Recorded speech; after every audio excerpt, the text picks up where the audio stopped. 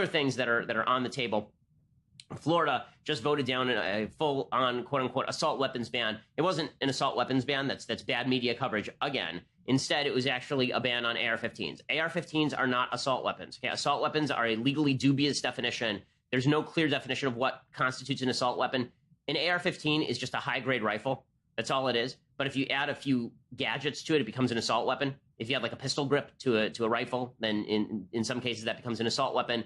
If you add a sight to it, sometimes it becomes an assault weapon. If it's painted black as opposed to being brown, sometimes that's an assault weapon. In any case, this made a lot of media, garnered a lot of media attention because a bunch of the students from Marjorie Stoneman Douglas High School went to Florida lawmakers in Tallahassee and asked for a full ban on the AR-15. The final motion vote was 36-71, so it was overwhelmingly voted down. The Democratic Representative Keon McGee asked for a procedural move that would have allowed it to consider the bill to ban, quote, assault rifles and large capacity magazines. The bill had been assigned to 3 committees but was not scheduled for a hearing.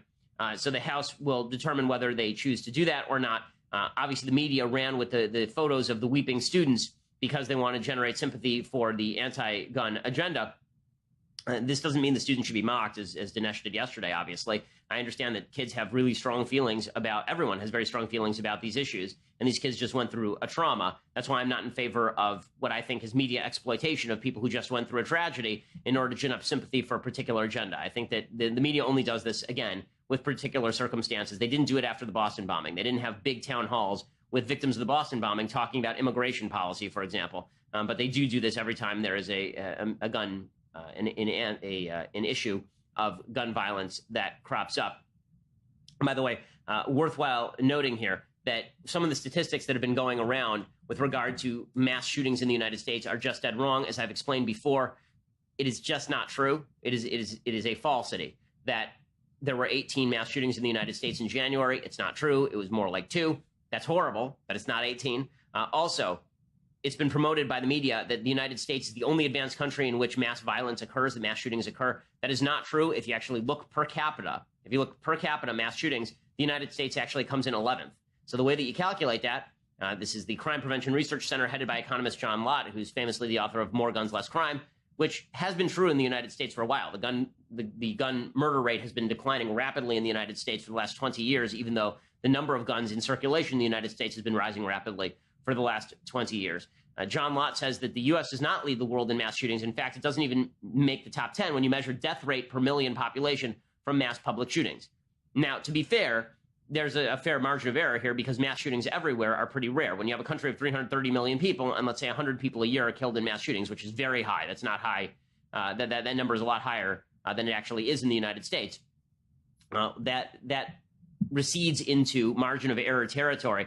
But if you look at 2009 through 2015, if you look at the top death rate per million people from mass public shootings, it goes Norway, Serbia, France, Macedonia, Albania, Slovakia, Switzerland, Finland, Belgium, Czech Republic, and then the United States. Also, as far as frequency, that is also not true. The U.S. ranks 12th compared to European countries in terms of frequency per capita. Now, per capita matters because the United States is a very large country with a lot of people. And so you're going to have to measure the rate of violence in the United States as opposed to rates of violence per capita in other European countries. So don't buy into the notion that the United States is replete with mass shootings that are happening every day on every corner.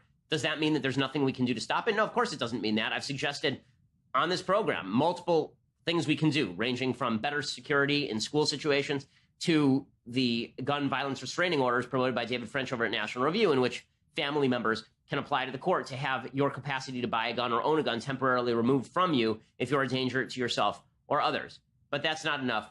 The left just wants to shout about how everybody who doesn't agree with them is a bad person, and they're not going to stop until that happens. This is a fool's errand for the White House. So the White House is going to hold a listening session with students, according to Sarah Huckabee Sanders. This is because the media have been putting a lot of pressure on the White House, saying, you're not listening to the victims, you're not listening to the victims. Again, I don't remember anybody doing this with Barack Obama and, for example, the victims in Benghazi. I don't remember them doing this with the victims of the Boston bombing. I don't remember the family of the beheaded by ISIS doing this with Barack Obama. But I guess we have to do this with President Trump. Sarah Huckabee Sanders says Trump is actually going to get in a room with a lot of these students and presumably take it from them. Trump is actually good at this. It'll be good for Trump politically. You know, the aftermath probably won't be heavy gun legislation, But it's smart of him politically to get in a room with these kids because Trump, contrary to popular opinion, does have a capacity for sympathy when he is listening to people one-on-one, as virtually everyone who's dealt with him one-on-one will tell you. Here's Sarah Huckabee Sanders announcing this. Tomorrow we will be hosting parents, teachers, and students here at the White House to discuss efforts to ensure safety at our schools. Members of the Parkland community will be attending this listening session, as will individuals who were impacted by past school shootings, including the Columbine and Sandy Hook tragedies. On Thursday, we will be hosting local officials, including members of the law enforcement community, to continue that conversation. As the President has said many times, it is the right of every American child to grow up in a safe community. That begins in America's neighborhoods. Okay, so this is, I think, a smart move by the Trump administration to demonstrate that there's no lack of sympathy, even if there is a lack of agreement on public policy.